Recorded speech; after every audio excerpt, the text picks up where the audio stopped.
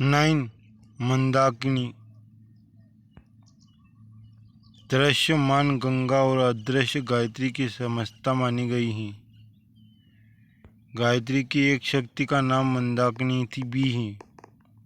गंगा पवित्रता प्रदान करती हैं, पाप कर्मों से छुटकारा दिलाती हैं। गायत्री से अंतःकरण पवित्र होता है, कषाय कल्मशों के संस्कारों से त्राण मिलता है। गंगा और गायत्री दोनों को ही जन्म जयंती एक हैं। ज्येष्ठ शुक्ला दशमी दोनों को ही एक ही तथ्य का स्थूल एवं सूक्ष्म प्रतीक माना जाता है। गंगा का अवतरण भागीरथ के तप से संभव हुआ। गायत्री के अवतरण में वही प्रयत्न ब्रह्मा जी को करना पड़ा। मनुष्य जीवन में गायत्री की दिव्य धारा का अनुग्रह उतरने के लिए तपस्वी जीवन बिताने की तपस्या सहित साधना करने की आवश्यकता पड़ती है। गायत्री के दृष्टा ऋषि विश्वामित्र हैं। उन्होंने भी तपस्या के माध्यम से इस गौरवास्पद पद को पाया था। विश्वामित्र ने गायत्री माँ शक्ति का अपना उपार्जन राम लक्ष्मण को हस्तांतरित किया था। बला और अतिबला विद्याओं को सिखाया था। इसी से वे इतने महान पुरुषार्थ करने में समर्थ हुए। बला और अतिबला गायत्री सावित्री के ही नाम हैं। गंगा शरीर को पवित्र करती हैं, गायत्री आत्मा को। गंगा मृतक को उतारती हैं, गायत्री जीवितों को। गंगा स्नान से पाप धुलते हैं, गायत्री से पाप वृत्तियाँ भी निर्मल होती हैं। गायत्री उपासना के लिए गंगा तट की अधिक महत्ता बतलाई गई है। दोनों का समन्वय गंगा यमुना के संगम की तरह अधिक प्रभाव उत्पादक बनता है। सप्त ऋषियों ने गायत्री साधना द्वारा परम सिद्धि पाने के लिए उपयुक्त स्थान गंगा तट ही चुना और वहीं दीर्घकालीन तपस्या की थी। गायत्री के उपासक गायत्री के एक हाथ में जल से भरा कमंडलू है। यह अमृत जल गंगा जल ही है।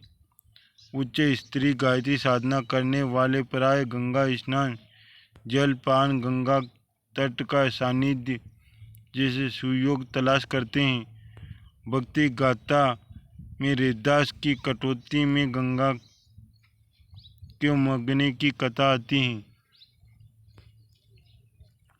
अनुसुईया ने चित्रकूट के निकट तप करके मंदाकिनी को धरती पर उतारा था। गायत्री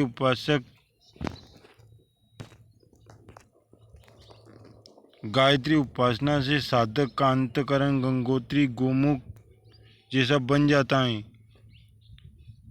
और उसमें से प्रज्ञा का निर्झरणी प्रवाहित होने लगती है। गायत्री की अनेक धाराओं में एक मंदाकिनी है।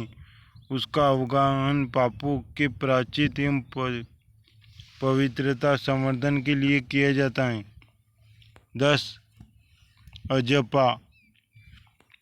गायत्री साधना की एक स्थिति ऐसी भी है जिसमें आत्मा का परमात्मा के साथ आदान प्रदान का सिलसिला स्वमें चल पड़ता है और इस दिव्य मिलन के फल स्वरूप मिलने वाली उपलब्धियाँ का लाभ मिलने लगता है। उस स्थिति को अजपा कहते हैं। अजपा गायत्री का साधनात्मक स्वरूप है। सोहम साधना, इसे हंस योग भी कहते हैं। गायत्री का वाहन हंस है। यह हंस सोहम साधना के माध्यम से साधा जाने वाला हंस योग ही है। गायत्री शब्द का अर्थ है प्राण का त्राण करने वाली। गए प्राण को और त्रित्राण करने वाले को कहते हैं। प्राण तत्व का विशिष्ट अवतरण प्राणायाम के माध्यम से होता है। गायत्री साधना में 24 प्राणायामों का विधान है। इन सब में सोहम साधना का प्रधानता मिलती है। यह अत्यंत उच्च स्त्री रक्त संचालिनी प्राणायाम ही है। सामान्य प्राणायामों में इच्छा शक्ति एवं शारीरिक गतिविधियों के उपयोग होता है। सोहम साधना यह सारा काम आत्मा स्वयं कर लेती है। शरीर और मन के सहयोग की उसे आवश्यकता नहीं पड़ती। श्वास जब शरीर में प्रवेश करता है तब सो की सूक्ष्म ध्वनि होती है। जब श्वास बाहर से निकलता है तो हम की शब्दानुभूति होती है। ये ध्वनियाँ बहुत ही सूक्ष्म हैं। स्थूल करने इंद्रियों उन्हें नहीं सुन सकती। शब्द की तन्मात्रा तक पहुँचने वाली ध्यान धारणा में ही उसकी अनुभूति होती है। शांत चित्त से एकाग्रता पूर्वक श्वास के भीतर जाते समय स को और बाहर निकलते समय हम के शब्द प्रवाह को धारण करने पर कुछ समय बाद यह दिव्य ध्वनि अनायास ही अनुभव में आने लगती है। कृष्ण के वेणुनाद सुनने जैसा आनंद गोपियों को मिलता था, वैसे ही दिव्य अनुभूति इंद्रियों को उपतिकाओं को इस सोहम ध्वनि प्रवाह को सुनने से होती है। शब्द ब्रह्मा नाद ब्रह्मा का उल्लेख शास्त्रों में होता है। मोटी विवेचना के सत्संग प्रवचन को शब्द और भक्ति भरे भाव संगीत को नाद ब्रह्मा कहते हैं, पर दिव्य भूमिका में ये दोनों ही शब्द सोहम साधना के लिए उपयुक्त होते हैं। तपस्वी इसी को अनाहत ध्वनि कहते हैं। गायत्री का मूल उद्गम ओमकार है। उसी का विस्तार गायत्री के 24 अक्षरों में छिपा हुआ है। इसी प्रकार नाद ब्रह्मा का बीज सोहम है। उसी का विस्तार नाद योग के साधनों में सूक्ष्म कर्म इंद्रियों द्वारा घंटा घड़ियाल में गर्जन वंशी मृदंग कलरव आदि की अनेकानेक ध्वनियों में अनुभव होता है। ये दिव्य ध्वनियाँ प्रकृति के सूक्ष्म अंतराल में उठती हैं और उनके सुनने की क्षमता उत्पन्न हो जाने पर उनके पीछे वे रहस्य प्रकट होने लगते हैं जो विश्व की अविज्ञात गतिविधियों की जानकारी देकर साधक को सूक्ष्मदर्शी बना देती हैं। सामान्य साधना शरीर और मन की सहायता से प्रयत्न पूर्वक करनी पड़ती हैं, पर अजपा गायत्री का आत्मा के साथ सीधा संबंध जुड़ जाने से साधना कर्म संचालित हो जाता है और अपनी दूरी पर सो में घूमने लगता है। अजपा साधना भी है और शक्ति भी। सोहम के ध्यान अभ्यास को साधना कहते हैं। उसका आत्मा के साथ सीधा संबंध जुड़ जाने और गति चक्र के सो में घूमने लगने की स्थिति में वही एक शक्ति बन जाती है। इसी शक्ति के साधक आत्मज्ञान और ब्रह्मा ज्ञान प्राप्त करता है। उसका उपयोग आत्म कल्याण और विश्व कल्याण के लिए महत्वपूर्ण क्षमताएं संपादित करने में भी होता है। अजपा में सन्निहित हंस योग को ध्यान में रखते हुए गायत्री का वाहन हंस बताया गया है। जो इसे साधता है उसका अंतरंग निश्चिर विवेक की संपन्नता संपन्न दिव्य दृष्टि बनता है। उसका बहिरंग मोती चुगने कीड़े न खाने जैसा आदर्शवादी हो जाता है। ऐसे ही चिंतन में उत्कृष्टता और कर्तव्य में आदर्शवादिता अपनाने वाले को राजहंस कहते हैं। ऊंचा उठने पर वे ही परमहंस बन जाते हैं। इस उच्च स्त्री भूमिका तक पहुँचने में गायत्री की अजपा शक्ति का अनुग्रह असाधारण रहता है। 11-12 रिद्धि सिद्धि गायत्री महाशक्ति। गायत्री महाशक्ति की गरिमा महत्ता एवं प्रतिक्रिया क्या हो सकती है? इसका उत्तर विभिन्न देवताओं के स्वरूप, वाहन, आयुध, शोभा आदि पर दृष्टि डालने में से मिल जाता है। देवता और देवियों को गायत्री महाशक्ति के विशिष्ट प्रवाह ही समझा जा सकता है। गायत्री के 24 देवताओं में एक गणेश हैं। गणेश अर्थात विवेक बुद्धि के देवता। जहाँ दूरदर्शी विवेक का बाहुल्य दिखाई पड़े, समझना चाहिए कि वहाँ गणेश जी की उपस्थिति और अनुकंपा प्रत्यक्ष हैं। सद्ज्ञान ही गणेश हैं। गायत्री मंत्र की मूल धारणा सद्ज्ञान ही है। अस्तु प्रकारांतर से गणेश को गायत्री की प्रमुख शक्ति धारा कहा जा सकता है। गणेश के साथ 2 दिव्य सहेलियाँ सहचरी हैं। एक का नाम है रिद्धि, दूसरी का नाम सिद्धि। रिद्धि अर्थात आत्मिक विभूतियाँ, सिद्धि अर्थात सांसारिक सफलता। विवेक की ये 2 उपलब्धियाँ सहज स्वाभाविक हैं। ब्रह्मा के साथ जिस प्रकार गायत्री सावित्री को 2 सहचरी माना गया है, उसी प्रकार गणेश के साथ भी रिद्धि सिद्धि हैं। रिद्धि आत्मबल और सिद्धि समृद्धि बल। परम ब्रह्मा की 2 सहेलियाँ परा और अपरा प्रकृति हैं। उन्हीं के सारे जड़ चेतन विश्व का गतिचक्र घूमता है। विवेक रूपी गणेश का स्वरूप निर्माण करते समय तत्वदर्शी ने उसको 2 सहेलियों का भी चित्रण किया। आत्मबल और भौतिक सफलताओं का सारा क्षेत्र विवेक पर आधारित है। इसी तथ्य को गणेश और उनकी सहचरी को रिद्धि सिद्धि के रूप में प्रस्तुत किया गया। रिद्धि अर्थात आत्मज्ञान, आत्मबल, आत्मसंतोष, अंतरंग उल्लास, आत्मविस्तार, स्मृति, विद्या, समर्थता, सहयोग, संपादन एवं वैभव। लगभग यही विशेषता गायत्री और सावित्री की हैं। दोनों एक साथ जुड़ी हुई हैं। जहाँ रिद्धि है वहाँ सिद्धि भी रहेगी। गणेश पर दोनों को चेवर ढुलाना पड़ता है। विवेकवान व्यक्ति आत्मिक और भौतिक दोनों दृष्टियों से सुसंपन्न होते हैं।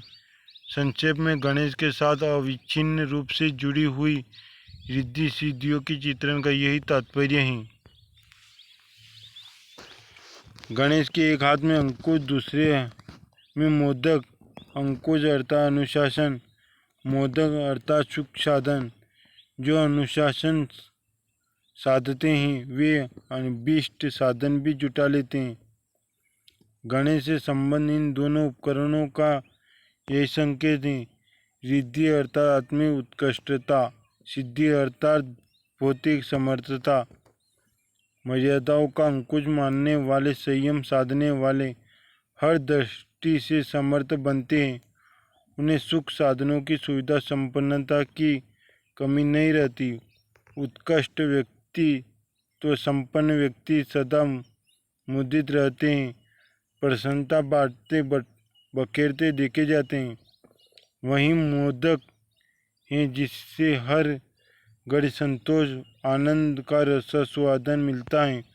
विवेकवान का चुंबकीय व्यक्तित्व दृश्य और अदृश्य जगत से वे सब उपलब्धियाँ खींच लेता है जो उसकी प्रगति एवं प्रशंसा के लिए आवश्यक हैं।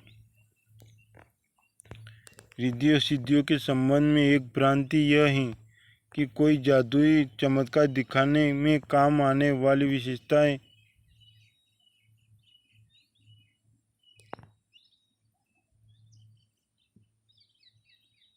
आकाश में उड़ना, पानी पर चलना, अदृश्य हो जाना, रूप बदल लेना, कहीं से कुछ वस्तुएं मंगा देना या उड़ा देना, भविष्य कर्तन जैसी आश्चर्यजनक बातों को सिद्धि कहा जाता है।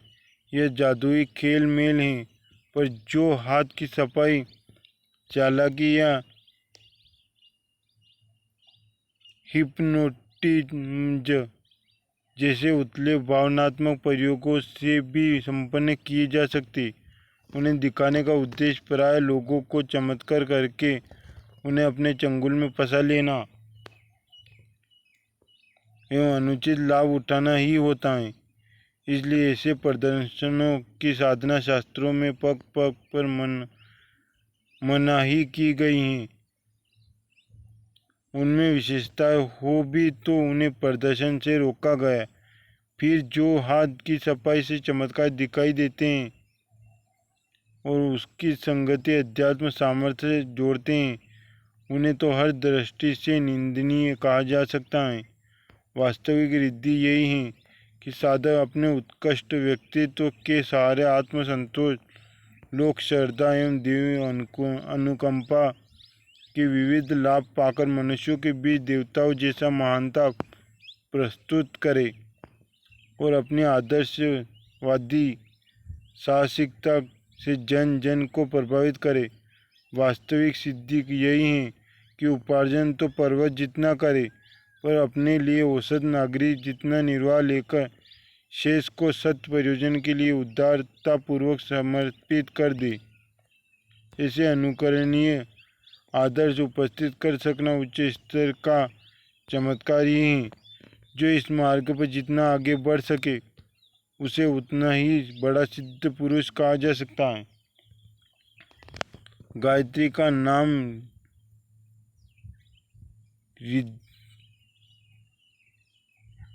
रिद्धि है और दूसरा सिद्धि। प्रयत्न पूर्वक सत प्रवृत्तियों को अपनाने वाले इन दोनों को ही उपलब्ध करते हैं और हर दृष्टि से धन्य बनते हैं।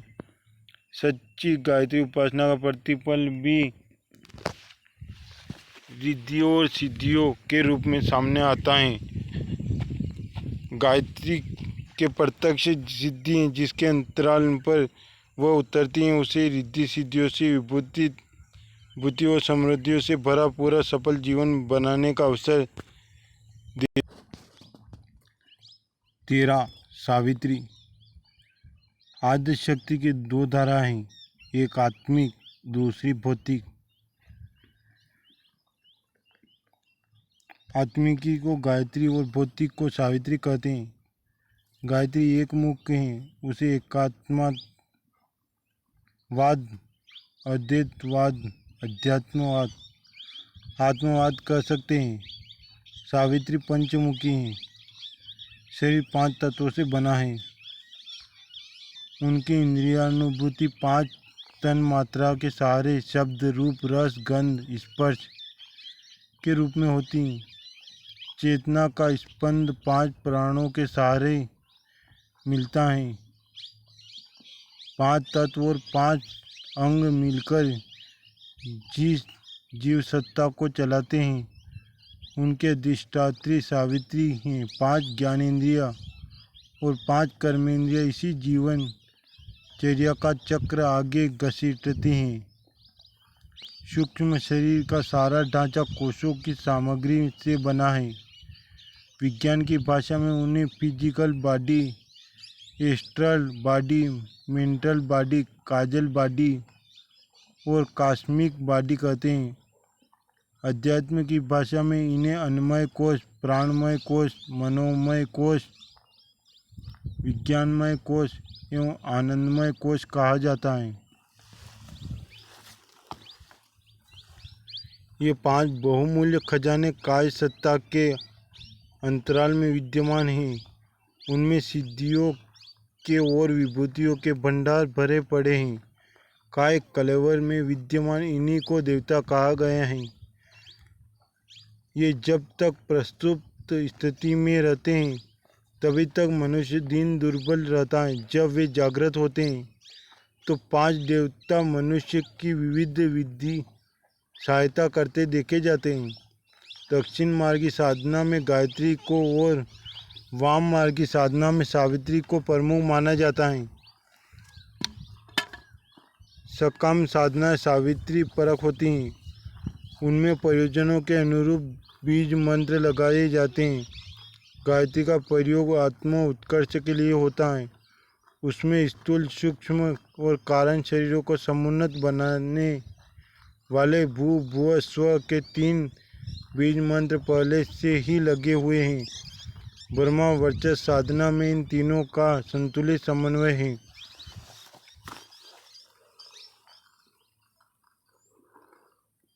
पंचमुखी सावित्री के ज्ञान पक्ष में जीवन के विभिन्न क्षेत्रों में उपयुक्त होने वाले पंच तत्वों के परिपालन का संकेत है। सामान्य जीवन में कर्मशीलता, मितव्ययिता, सहकारिता और सज्जनता की गतिविधियाँ पंचशील कहलाती हैं। विभिन्न वर्गों के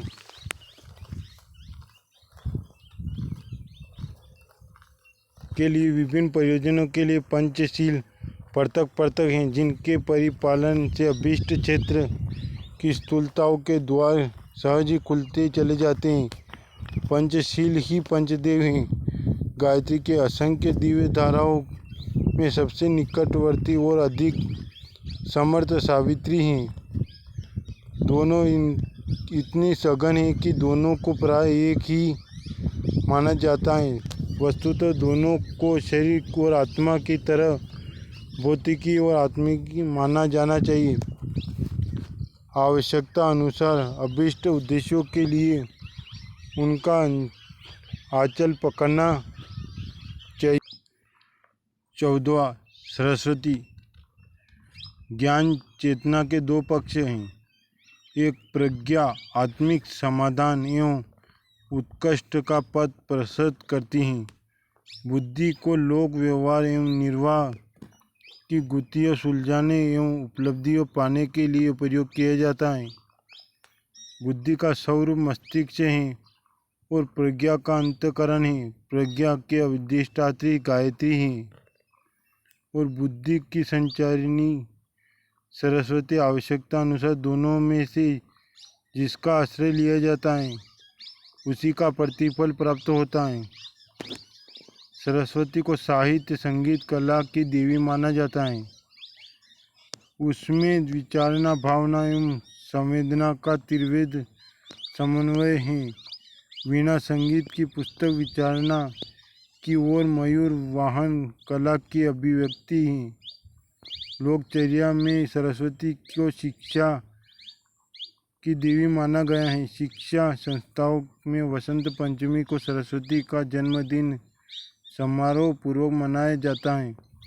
पशु को मनुष्य बनाने का, अंधे को नेत्र मिलने का श्रेय शिक्षा को दिया जाता है।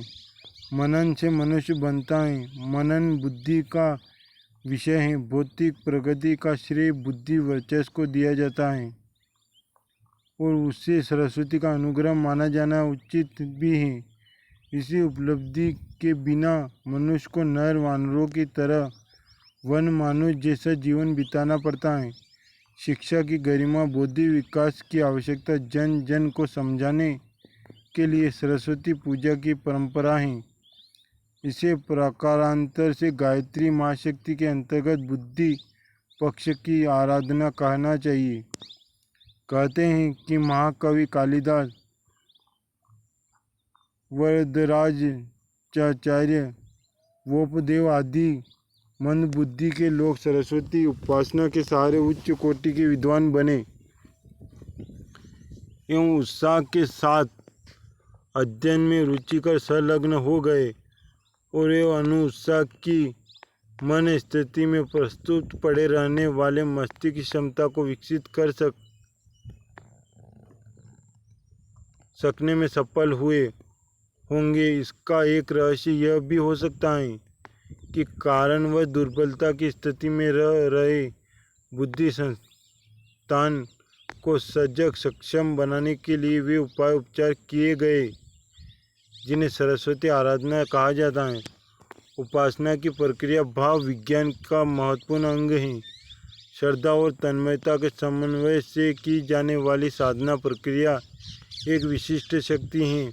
मन शास्त्र के रहस्यों को जानने वाले स्वीकार करते हैं कि व्यायाम, अध्ययन, कला, अभ्यास की साधना भी एक समर्थ प्रक्रिया है जो चेतना क्षेत्र की अनेकानेक रहस्यमय क्षमताओं को उभारने तथा बढ़ाने में पूर्णतः समर्थ है। सरस्वती उपासना के संबंध में भी यही बात है। उसे शास्त्रीय विधि से किया जाए तो वह अन्य मानसिक उपचारों की तुलना में बौद्धिक क्षमता विकसित करने में कम नहीं अधिक ही सफल होती हैं। मंदबुद्धि लोगों के लिए गायत्री महाशक्ति का सरस्वती तत्व अधिक हितकर सिद्ध होता है। बौद्धिक क्षमता विकसित करने, चित्त की चंचलता एवं अव्यवस्था दूर करने के लिए सरस्वती साधना की विशेष उपयोगिता है। मस्तिष्क तंत्र से संबंधित अनिद्रा, सिर दर्द, तनाव, जुकाम जैसे रोगों में गायत्री के इस अंश सरस्वती साधना का लाभ मिलता है। कल्पना शक्ति की कमी, समय पर उचित निर्णय न कर सकना, विस्मृत, प्रमाद, दीर्घसूत्रता, अरुचि जैसे कारणों से भी मनुष्य मानसिक दृष्टि से अपंग, असमर्थ जैसा बना रहता है और मूर्ख कहलाता है। उस अभाव को दूर करने के लिए सरस्वती साधना एक उपयोगी आध्यात्मिक उपचार है। शिक्षा के प्रति जन जन के मन में अधिक उत्साह भरने, लौकिक अध्ययन और आत्मिक स्वाध्याय की उपयोगिता अधिक गंभीरता पूर्वक समझने के लिए भी सरस्वती पूजन की परंपरा है। बुद्धिमत्ता को बहुमूल्य संपदा समझा जाए और उसके लिए धन कमाने, बल बढ़ाने, साधन जुटाने, मौज मनाने से भी अधिक ध्यान दिया जाए। इस लोक उपयोगी प्रेरणा को गायत्री महाशक्ति के अंतर्गत एक महत्वपूर्ण धारा सरस्वती की मानी गई है। उससे लाभान्वित होने के लिए प्रोत्साहित किया गया है।